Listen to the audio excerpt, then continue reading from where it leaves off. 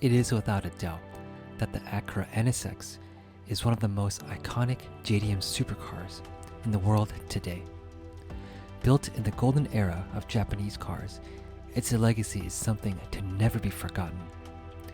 With its timeless look and sleek styling, I couldn't help but smile every time I looked at it. I had the privilege of reviewing and driving this amazing car, and I hope you all can come along with me and experience this amazing piece of machinery.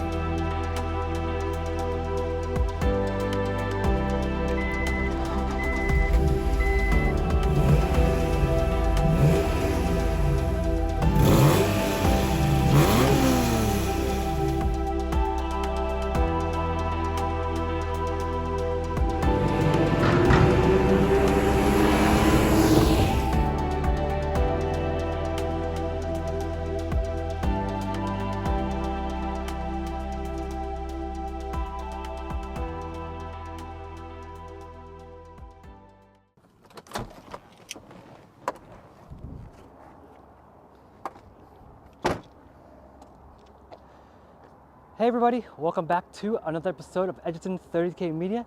Thank you all for coming by and tuning in. Right behind me, I have a 1995 Acura NSX Target Top.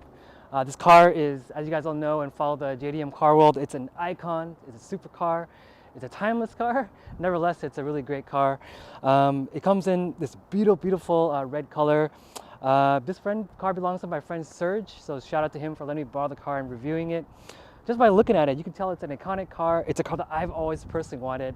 You know, growing up in the JDM era, in the early 1990s, I lusted after the NSX, but you know, back in the day, we couldn't really afford one.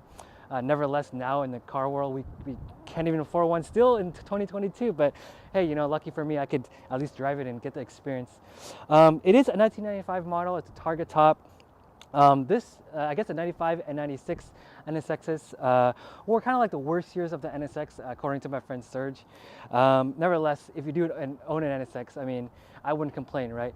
Because having the worst model of an NSX is probably better than a lot of cars there. But nevertheless, this engine does come in a 3-liter V6 DOC dual overhead cam engine.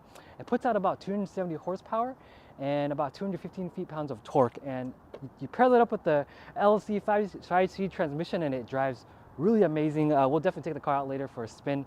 But just, you know, a quick rundown of the car. I mean, I think it looks great in person.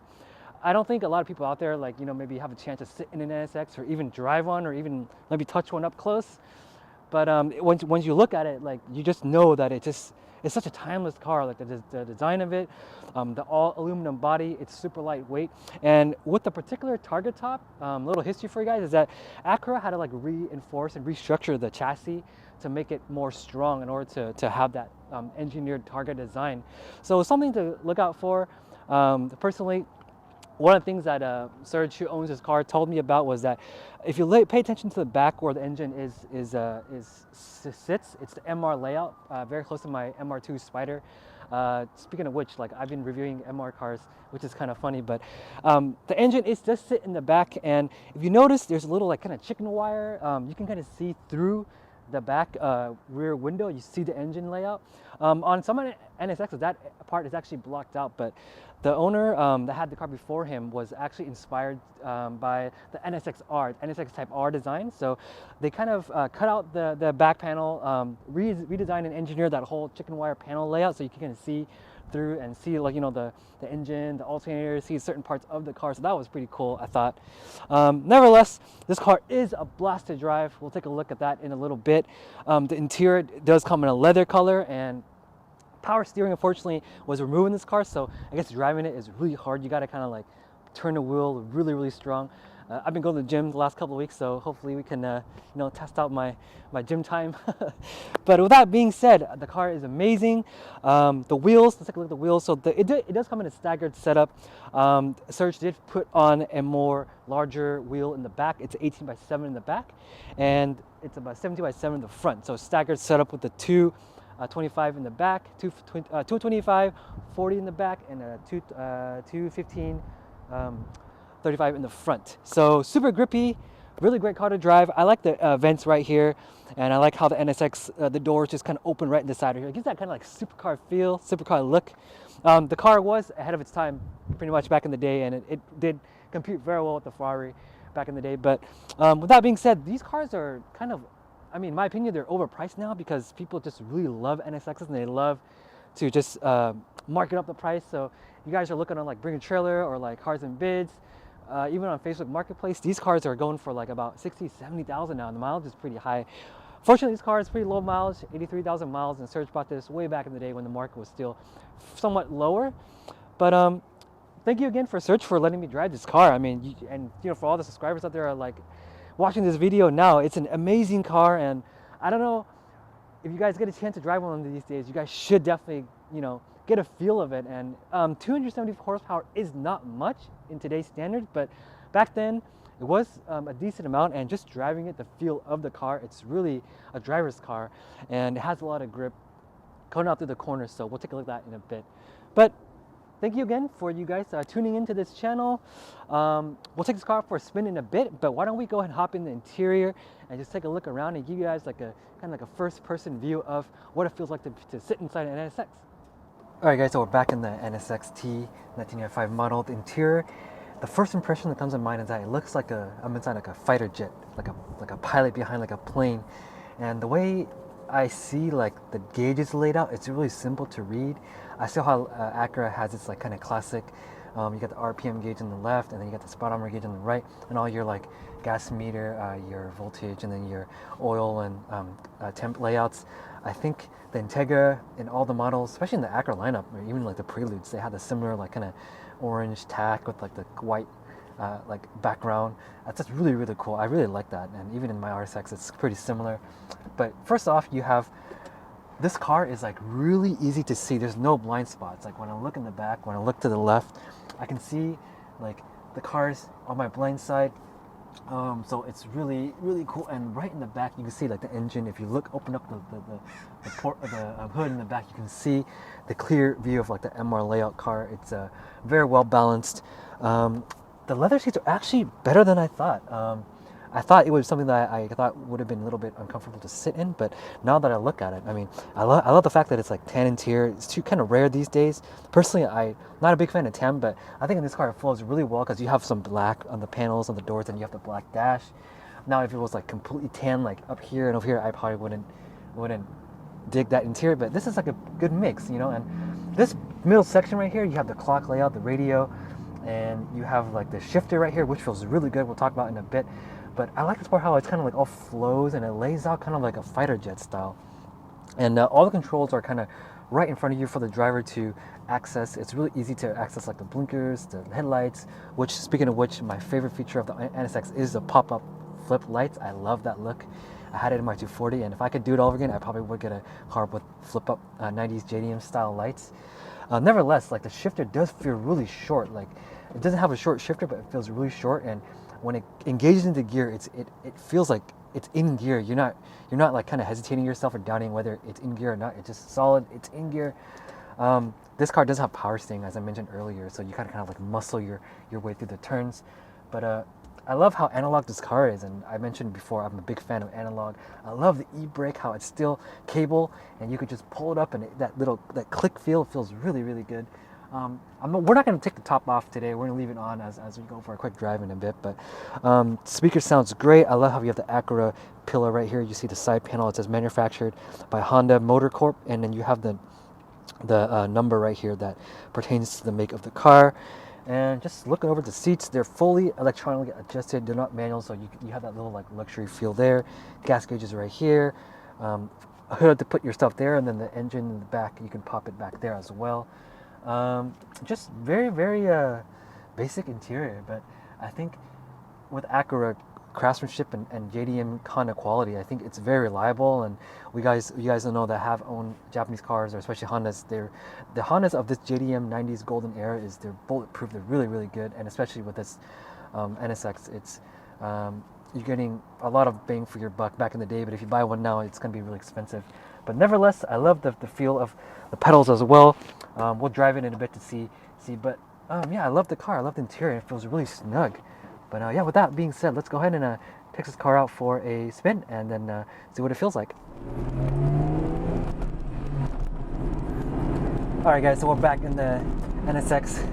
Driving the car right off the bat feels really good. I mean, the steering wheel, the shift feel, the clutch feel, just right off the bat feels really strong, and just everything shifts into place. Like the shifter is just really short, stock.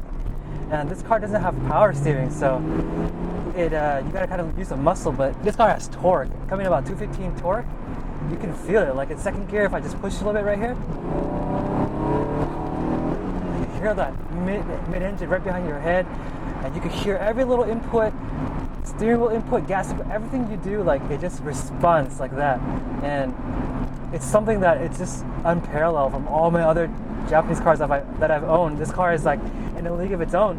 And back then, like, Japanese built this car to compete against like the Ferrari and a lot of like high-end European, Italian supercars back in the day. And being as reliable and having a reputation of this reliability and low costs, like a lot of people hopped on this bandwagon back in the day. So I could see how they have risen in price and market value over the last couple of years, especially in 2022. You got to break an arm and a leg to buy one of these. But nevertheless, the target top is, we can remove the top, but for this particular driver, we're just going to leave it in for now. Try to take her out some of these corners so we can kind of get a couple of good pulls in. But the steering wheel feels really solid. Even without power steering, it's really direct. And it's something that I really like about this car. We're taking out this right turn right here, right sweeper. We're in the city, so I don't want to push it too much, but we're open up throttle a little bit right here. And it just pulls so hard. And you got to be careful because there's a lot of pedestrians right here, and especially driving like a supercar and driving an NSX and borrowing my friend's car, you don't want anything to happen there. But nevertheless, back to the point. No blind spots in this car whatsoever, as I mentioned earlier. Everything is like right out in front of me. I think I love that, like the pilot kind of layout in this car, and it feels really good. And also the wheel, slightly bigger than normal, but nevertheless, all the controls are right in front of me. You can set the cruise control right here. The shifter is just really short. Like if I told somebody that I got a short shifter in this car, you would thought, it did come with a short shifter, but this is just OEM shift. The throws are very, very short actually. And this car, you can take it all the way up to 8,000 RPM, which is a lot, really high for this particular car. So weighs in about 3,000 pounds, so a little bit heavy there in that department, but the horsepower and the torque makes up for that weight ratio difference there. And you guys can hear the NA motor just chime and pull as I'm getting on the gas. Downshifting is really good. The throttle blip is really easy. I think you just rev it and it just RPM just rev up so quick. You gotta take this car out into like, the canyons, or take it on the track to kind of open up the car's full potential. Here in the city, just for the review today, I'm just gonna drive around locally. But if you really want to have the fun and you really want to get like more engaged into the car, you gotta take it out to a space where it's more open, where you can kind of drive it around there. But nevertheless, it's a car that wherever you go, it's timeless look. It's Japanese engineered, the golden era of the early mid 90s. You can't beat it. And like I mentioned earlier, like owning a piece of like Japanese history, and this car falls right into that category of just owning something that's like so well built, full aluminum chassis. These are handmade in Japan by the hundreds, so they're not like these days where they're just mass produced in factories. These are actually more love and care put into these cars. So I think it's something that we can appreciate for just not car guys in general, but just people that that want to pay homage or honor that whole golden era. So it's something that you can really look into if you want to get a Japanese car. Get an NSX for sure. And like I mentioned earlier, you got the flip headlights. If you check it out right here, when I turn it on, bam, headlights come up, just like my S13, the black one that you guys saw back in my couple of years ago before I sold it on Bring a Trailer. It's just a so classic look, and when you flip it up, you just people know that it's like it's an icon. Like you don't see many cars with like flip up headlights these days, except for like the old 240SXs, Miatas, NSXs. Obviously, I think the 3000 GT Mitsubishi did come with the flip headlights for a certain couple of years, but nevertheless, open up the throttle right here. Just pulls, you can hear it. Quick pull here. Man, it sounds so good, and it's so torquey. The torque is instantly put down, and it feels so solid. Being rear-wheel drive, kind of got to be a little careful, even though it does come with an LSD. It does put you around the corners and hugs the turns, but you still gotta be careful because if you overpower the car, you don't not comfortable in your comfort zone, you could get in a lot of trouble there. But nevertheless, downshift is really smooth. Putting in the third gear right there. Oh man, it just pulls. Look at that engine. Downshift again. Oh man, it sounds so nice. Can you guys hear that? And I'm a big fan of NA. Not really a big fan of like turbo or like supercharged cars, but that NA, just an instant throttle response is just like golden music like to my ears, you know. So I love that. That being said, I mean, there's nothing particularly weird or like obnoxious I hear about that I think about this car at all. I mean, being a supercar, although I wouldn't pay $90,000 to $100,000 for an NSX these days. I mean, if it was back in the day and I could afford one, I'd probably get one more along the lines like the $30,000-$40,000, but that's gonna be near impossible to get now. But I love the car. I love how the seats kind of hug me in. I wouldn't get this tan interior, but I would probably go with something more black. But nevertheless, like just sitting in it, it actually feels really comfortable. It has a good blend of like luxury and a good blend of like, performance. And I think that's what the Acura lineup is about. Like it's like the Honda's luxury lineup, so you get kind of mix of both worlds. But the car feels so good, and the lack of power steering I thought would be kind of like a deal breaker for me. But actually, you know what? Like once you start driving it, you get used to it, and it's not as bad as you think.